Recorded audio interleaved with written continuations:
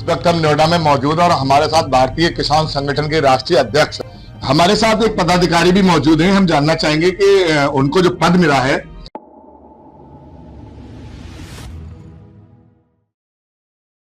भारतीय किसान संगठन ने राष्ट्रीय अध्यक्ष, राष्ट्रीय उपाध्यक्ष, युवा इकाई व प्रदेश सचिव को दिए नियुक्ति पत्र। भारतीय किसान संगठन के राष्ट्रीय अध्यक्ष राजेंद्र सिंह यादव ने आज संगठन विस्तार हेतु कई पदाधिकारियों को नियुक्ति पत्र दिए हैं। अंकुर मोदी को भारतीय किसान संगठन के राष्ट्रीय उपाध्यक्ष का पद दिया गया, वहीं युवा इकाई के सुनील कुमार राठी को राष्ट्रीय अध्यक्ष का पद दिया गया व मुकेश त्यागी को उत्तर प्रदेश का सचिव नियुक्त किया गया है। वहीं नोएडा महानगर की टीम में भी बदलाव किया गया है। दीपू यादव को नोएडा महानगर का अध्यक्ष नियुक्त किया गया है। संगठन ने पद का विस्तार करते हुए आगामी योजनाओं के बारे में भी चर्चा की व किसान हित के लिए जो संभव हो सकता है वो प्रयास किया जाएगा। किसान के लिए सबसे बड़ी समस्या उसकी सुनवाई न होना, उसकी फसल बर्बाद होने के बाद भी अधिकारियों के दरवाजे पर बार बार चक्कर काटना व प्रताड़ना झेलने।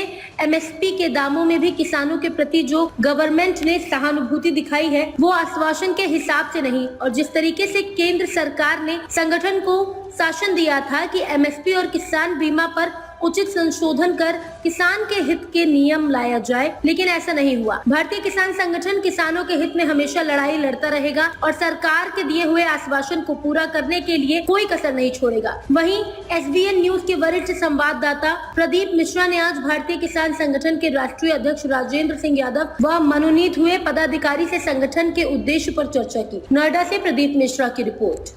इस वक्त हम नोएडा में मौजूद हैं और हमारे साथ भारतीय किसान संगठन के राष्ट्रीय अध्यक्ष राजेंद्र यादव जी मौजूद हैं। आज कुछ लोगों की नियुक्तियां की गई हैं। हम जानना चाहेंगे कि जो नियुक्तियां की गई हैं वो कहां की गई हैं और किस उद्देश्य के साथ की गई हैं, और संगठन का आगामी क्या उद्देश्य है और क्या क्या प्लान है। जी, सबसे पहले तो दीपावली की हार्दिक शुभकामनाएं और एसबीएन न्यूज में आपका स्वागत है। बहुत बहुत धन्यवाद, और देश के सभी नागरिकों को एसबीएन न्यूज चैनल के माध्यम से दीपावली की बहुत बहुत शुभकामनाएं। जी भाई साहब, मैं एक बात जानना चाह रहा हूँ, आज अभी कुछ लोगों को नियुक्तियां दी गई हैं, तो मैं जानना चाह रहा हूँ कि वो नियुक्तियां कहाँ और किस पद पर दी गई हैं। आज जो है कि विभिन्न पदों पर जो है नए पदाधिकारी बनाए गए हैं भारतीय किसान संगठन के। उसमें सबसे पहले हैं सुनील राठी जी हैं, जिनको राष्ट्रीय युवा उपाध्यक्ष बनाया गया है, युवा का राष्ट्रीय उपाध्यक्ष बनाया गया है। उसके बाद अंकुर मोदी जी हैं, जिनको राष्ट्रीय उपाध्यक्ष बनाया गया है। उसके बाद जो है मुकेश त्यागी जी हैं, जिनको प्रदेश सचिव की जिम्मेवारी दी गई है। और आज एक बड़ा बदलाव जो है नोएडा महानगर में भी किया है, जिनको दीपू यादव जी को महानगर अध्यक्ष बनाया गया है। तो उसी के क्रम में आज हम लोगों ने यहाँ पर जो है एक कार्यक्रम रखा, जिसके अंतर्गत जो है संगठन की जो है रूपरेखा बनाई कि आगामी समय में किस तरीके से जो किसान निरंतर जो है परेशानियों का सामना कर रहा है और सरकार जो है बिल्कुल अंधी और बहरी हुई बैठी है, उसी के लिए हम लोगों ने एक सूक्ष्म मीटिंग यहाँ पर रखी थी, क्योंकि आने वाले समय में जो है वो बुआई का समय आने वाला है। गेहूं का कहते हैं जो फसल है उसकी तैयारी में किसान लगेगा, और देखने में आ रहा है कि जगह जगह जो है बहुत लंबी कतारें जो है खाद के लिए और बीज के लिए लगी हुई है। तो ये अपने आप में कहीं ना कहीं किसान को परेशान करने की मंशा सरकार की है। अभी आपने खाद का और बीज का जिक्र किया है, और पिछले 1 महीने से लगातार किसान इसके जो है सामना कर रहे हैं समस्या का। लेकिन वहीं जो राजनेता हैं या जो हम सीएम के भाषण सुनते हैं या सब लोग कह रहे हैं कि कहीं पर कोई कमी नहीं है, सारी व्यवस्था है, जबकि किसानों की फसल इस समय खाद के लिए तरस रही है। सच्चाई है, हम भी एक किसान हैं और आप भी किसान के लिए लड़ाई लड़ रहे हैं। जमीनी स्तर पे आपको मालूम होगा कि सच्चाई क्या है, और किसान जो फसल बीमा है उसकी क्या सच्चाई है, ये पब्लिक को बताओ। ये बहुत बड़ी गुमराह सरकार कर रही है जनता को, किसानों को, कि हम जो फसल बीमा दे रहे हैं वो रिकवर करता है, लेकिन सच्चाई है कि जो यहाँ कृषि अधिकारी बैठे हुए हैं जिला लेवल पर, चाहे वो किसी भी जनपद में हो, उनको अभी तक उस बीमा की अधिक से अधिक जानकारी नहीं है। और जब उनको खुद जानकारी नहीं है तो वो कहाँ करेंगे। इसके लिए क्या जागरूकता अभियान होना चाहिए। देखिए, इसके लिए हम लोगों ने केंद्र सरकार से पहले भी हम लोग इसमें वार्ता कर चुके हैं।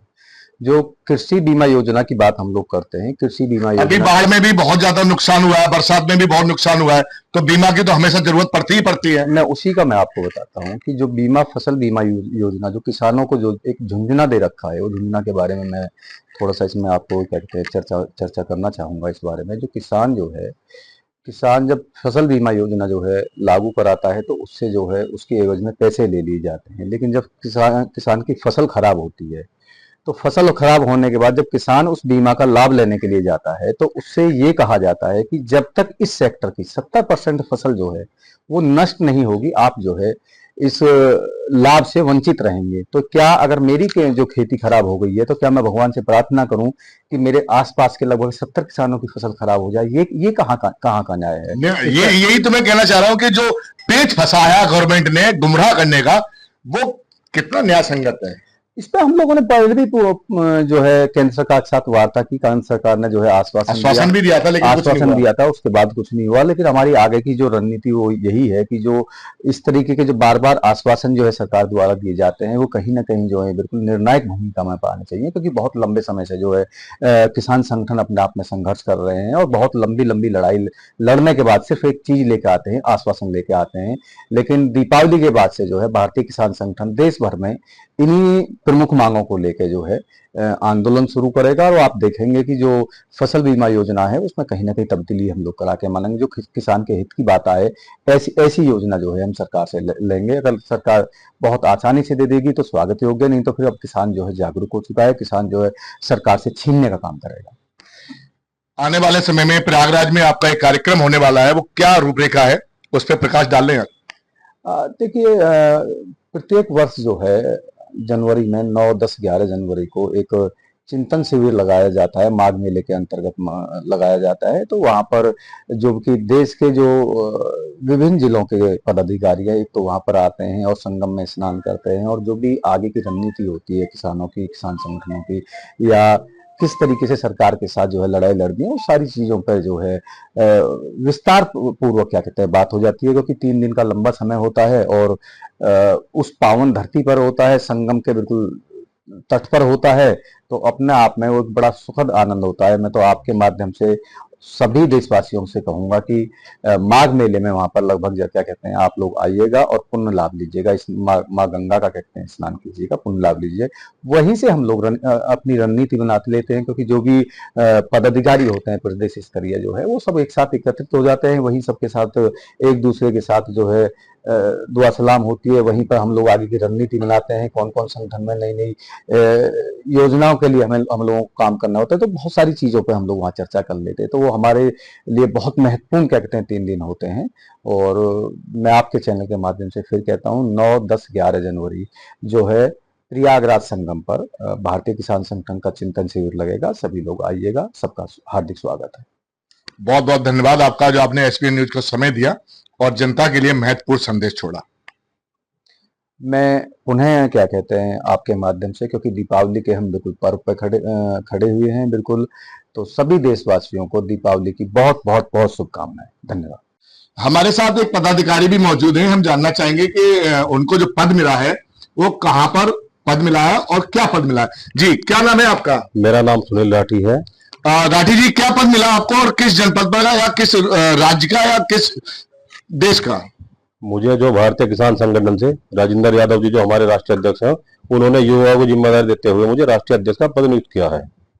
ओके, तो ये बहुत बड़ी एक जिम्मेदारी है युवाओं को जोड़ने के लिए। और सबसे बड़ी बात है कि युवा हमारे देश का जो भविष्य है, और किसान कहीं न कहीं अन्नदाता है। और हम शहर में रह रहे हैं या कहीं पर भी रह रहे हैं, किसान की बदौलत ही हम आज जीवित हैं, क्योंकि उसके दिए हुए अन्न खाकर ही हम सांस लेते हैं। चाहे कितना बड़ा भी बिजनेसमैन हो, सबको सर्वोपरि अगर कोई है तो वो किसान है। और किसान की समस्या अमल में लानी चाहिए, और किसान संगठनों के द्वारा जो मेहनत की जा रही है, जो उनके प्रति समर्पण की जो भावना देखी जा रही है, वो काबिले तारीफ है। और आपका जो संकल्प है किसानों के प्रति, जो आगे योजनाओं को ले जाना, किसानों के हित में जो चीजें आती हैं उनको जागरूक करना, उसके लिए बहुत बहुत धन्यवाद। और जनता से कुछ कहना चाहेंगे आप? मैं युवा पीढ़ी से कहना चाहता हूँ, भाई देखो ये समय आंदोलन का चल रहा है, न तो युवाओं को रोजगार है, न किसानों को फसल का मूल्य मिल पा रहा, जवान भी मारा फिर रहा। जवान की योजना जमीन स्तर पे कोई कार्रवाई नहीं है, कागजों में हवा हवाई चल रही है, बस सारी योजनाएं हवा हवाई है। ज्यादा से ज्यादा लोग किसान यूनियन में, किसान संगठनों में जुड़े और आंदोलित होने का कार्य करें, जब इस देश का भला हो सकता है। न इस देश का कोई भला करने वाला नहीं है। लेकिन एक चीज और है, बताइए, कहीं ना कहीं माननी पड़ेगी, बताइए। किसान आंदोलन की आड़ में भी कुछ न कुछ अराजकता कर जाते हैं। कुछ किसान आंदोलन की आड़ में कुछ संगठन है जो ऐसा काम कर रहे हैं कि वो किसानी से जुड़े जो हुए कि हैं, समस्या के नाम पर दलाली कर रहे हैं, दलाली आंदोलन कर कर रहे हैं, और इससे क्या बहुत बड़ी बदनामी हो रही है। बहुत बड़ी बदनामी हो रही है, ये हम सब देखते हैं। तो मैं उनके लिए भी कहना चाहता हूं कि जब तुम किसानों के लिए लड़ाई लड़ते हो तो किसानों के मुद्दे उठाओ, अपने निजी स्वार्थ के लिए काम मत करो। ये काम सेवा भाव का है।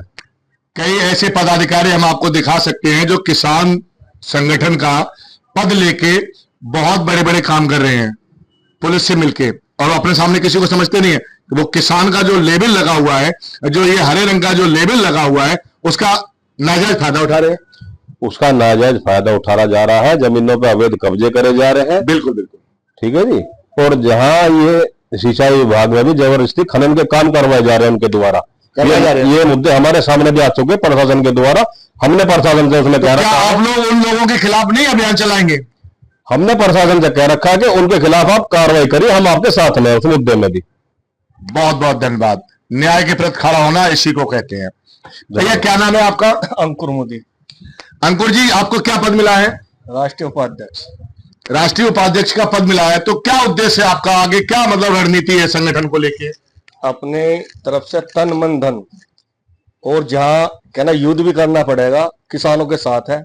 हर लड़ाई किसानों की लड़ने के लिए हम तैयार हैं। बहुत सुंदर। किसानों के लिए लड़ने के लिए और मरने के लिए जी जान से तत्पर है। बिल्कुल। उनकी समस्याओं के लिए आगे की क्या रणनीति रहेगी, योजना क्या रहेगी ग्रोथ करने के लिए, संगठन को बढ़ाने के लिए?